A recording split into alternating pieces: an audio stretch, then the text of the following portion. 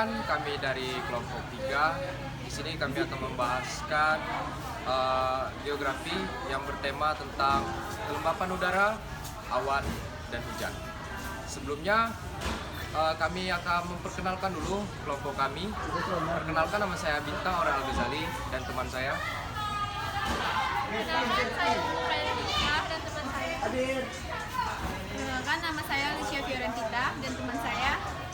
Perkenalkan, nama saya Zaskia Humaira dan teman saya. Perkenalkan, nama saya Nugrade Ananda dan teman saya.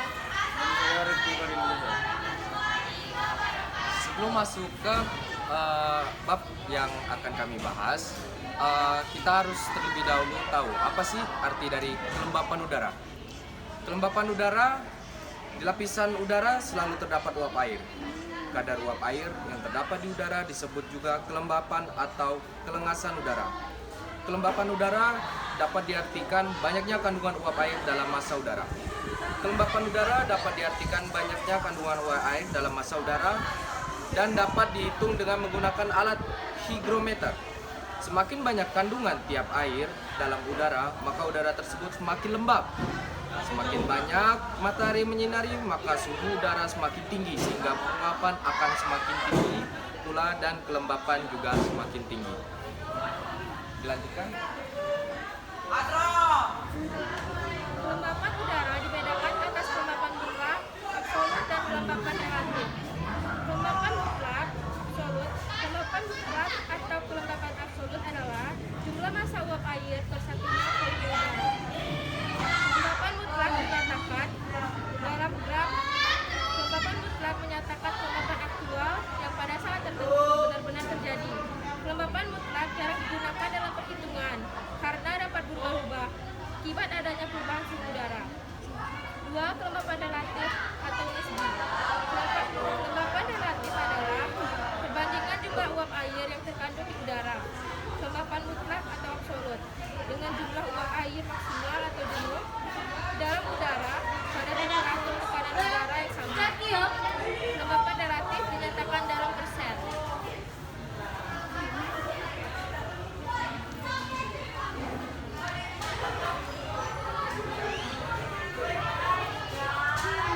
Selanjutnya, kelembapan awan. Awan adalah kumpulan titik-titik air atau kristal-kristal es yang melayang-layang di udara. Terbentuknya awan adalah akibat air menjadi titik air. Terbentuknya awan dikarenakan kelembapan udara yang mengalami pendinginan hingga membeku atau mencapai titik embun. Proses pendinginan terjadi karena kelembapan udara terdorong ke atas sampai atmosfer. Seiring dengan kenaikan ketinggian, tekanan udara pun berkurang. Kondisi ini menyebabkan udara yang mengandung uap air menyebar dan mengalami pendinginan pada saat mencapai titik embun. Udara menyatu dengan uap air. Seluruh uap air yang terkondensasi dalam udara tersebut membeku dan membentuk embun melalui partikel-partikel udara yang sangat kecil. Menurut Komisi Cuaca Internasional 1894, bentuk awan dibagi menjadi 4 kelompok utama, yaitu awan tinggi, awan sedang, awan rendah, dan awan vertikal. Awan tinggi 6.000 meter sampai 12.000 meter. Awan tinggi terdiri atas kristal-kristal es. Jenis ini dicirikan dengan kata cirrus atau cirrus. Cirrus sejenis awan lembut dan mengandung kristal-kristal es yang berbentuk seperti bulu burung. Cirrostratus, awan putih merata yang menyerupai kerudung tipis atau tabir. Cirrocumulus, awan yang muncul dalam bentuk bintik-bintik kecil atau riak kecil seperti sisik ikan yang terkadang menyerupai ekor kuda betina. Awan sedang 2.000 meter sampai 6.000 meter. Awan sedang terdiri atas butir-butir air dan kristal-kristal es. Jenis awan ini dicirikan dengan kata alto. Altocumulus, awan yang membentuk serangkaian perahu rakit di langit. Oleh karena itu, langit kadang disebut langit makarel atau makarel sky. Altostratus, awan yang berlapis-lapis tebal yang dapat membuat matahari menjadi tampak berair. 3. Awan rendah, 800 meter sampai 2.000 meter. Awan rendah terdiri atas butir-butir air bercampur dengan kristal-kristal es. Jenis awan ini ditandai dengan kata strato. Stratocumulus yaitu awan yang tebal, luas, dan bergumpal-gumpal. Biasanya berbentuk kubah dan lebih kecil. Jika bergerak sendirian bernama cumulus, namun jika bersama-sama disebut stratocumulus. Stratus yaitu awan yang merata rendah dan berlapis-lapis. Stratus bersifat amorphous atau tidak berbentuk atau keabu-abuan. Lapisan awan ini sering menyelimuti puncak gunung, namun kadang turun ke tanah atau ke pantai. Selain itu, stratus juga dapat membawa hujan rintik-rintik, kadang salju, terutama di atas puncak gunung. Nimbostratus yaitu lapisan awan yang luas, biasanya muncul dalam keadaan gelap dan tak berbentuk, serta sebagian telah merupakan hujan. 4. Awan vertikal. Awan vertikal adalah awan yang mengalami perkembangan secara vertikal. Awan ini terdiri atas butir-butir air di bagian paling bawah. Awan ini terletak pada ketinggian kurang dari 2 km. Cumulus yaitu awan yang bergumpal-gumpal dengan dasar rata awan cumulus seperti balutan bulu domba lembut. Cumulonimbus yaitu awan yang bergumpal-gumpal luas dan sebagian telah merupakan hujan, serta sering terjadi angin ribut. Awan ini adalah segerombolan awan putih yang bergelembung dan membentuk menara yang dapat berdiameter sekitar 10 km dengan puncak menyerupai kembang kol atau jamur. Umumnya jenis awan ini muncul pada siang hari saat musim panas. Sifatnya yang meninggi membuat awan cumulonimbus selalu mengandung es di puncak. Seluruh es akan jatuh ke tanah dalam bentuk letikan hujan atau serpihan salju dan es.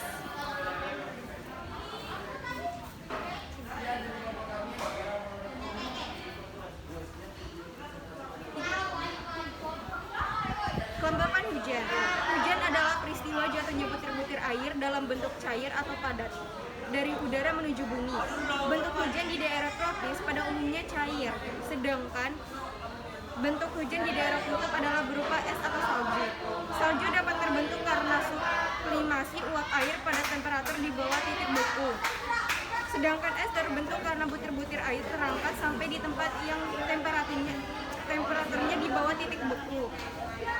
Alat yang digunakan untuk mengukur tebalnya curah hujan dinamakan penakar hujan.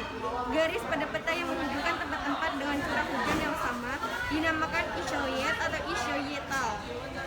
Berdasarkan proses terjadinya hujan dikelompokkan menjadi 3, yaitu hujan frontal, hujan konveksi, dan hujan oroga.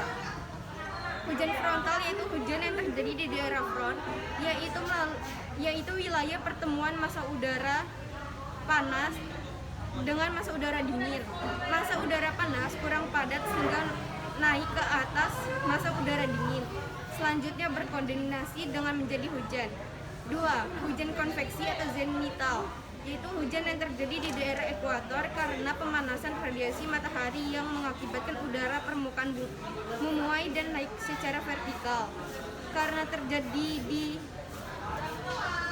terjadi di daerah ekuator saat matahari berada di titik zenit, maka hujan konveksi juga disebut hujan tropik atau hujan zenital. Massa uap air banyak diperoleh dari pertemuan angin pusat timur laut dan angin pusat tenggara. Karena udara angin ini membawa uap air yang membesar dari lintang 40 derajat lintang utara sampai lintang selatan, uap yang banyak ini dapat membentuk awan cumulonimbus yang menjulang tinggi. Hal itu akan mengakibatkan terjadinya hujan lebat, meskipun tidak berlangsung lama dan hanya meliputi wilayah yang sempit.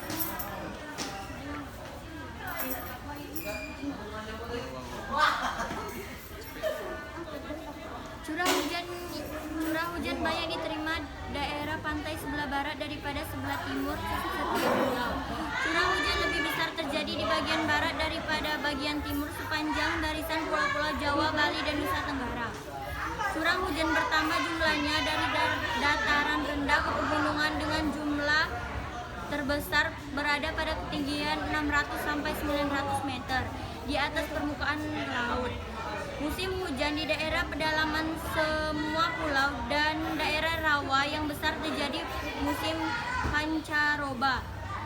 Saat mulai turunnya hujan bergeseran dari barat ke timur, distribusi curah hujan terbanyak adalah sebagai berikut. 1. Pantai barat Sumatera bagian utara hingga Bengkulu pada bulan November. 2. Lampung dan Bangka yang letaknya ke arah timur dan bulan Desember. Pulau Jawa bagian utara, Bali, dan Nusa Tenggara yang letaknya lebih ke timur pada bulan Januari sampai Februari. Musim hujan yang berada terjadi di Sulawesi Selatan bagian timur, Sulawesi Tenggara, dan Maluku bagian tengah, yaitu pada bulan Mei sampai Juni. Dikatakan berbeda karena pada bulan tersebut daerah-daerah lain di Indonesia justru sedang terjadi musim kemarau.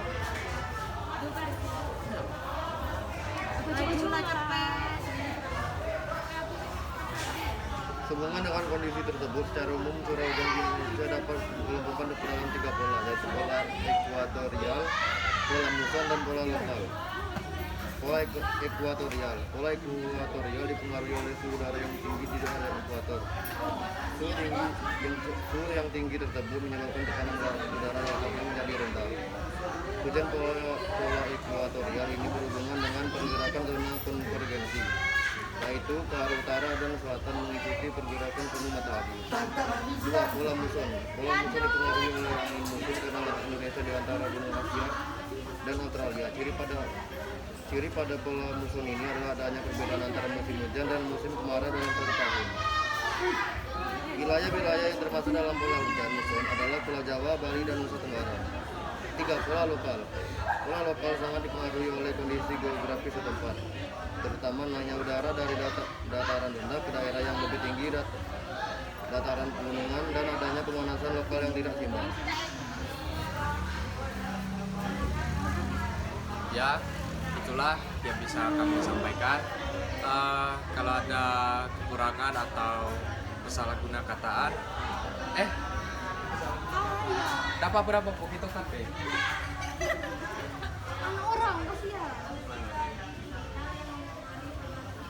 Itulah presentasi yang bisa kami sampaikan. Mohon maaf jika ada kekurangan. Kami akhiri.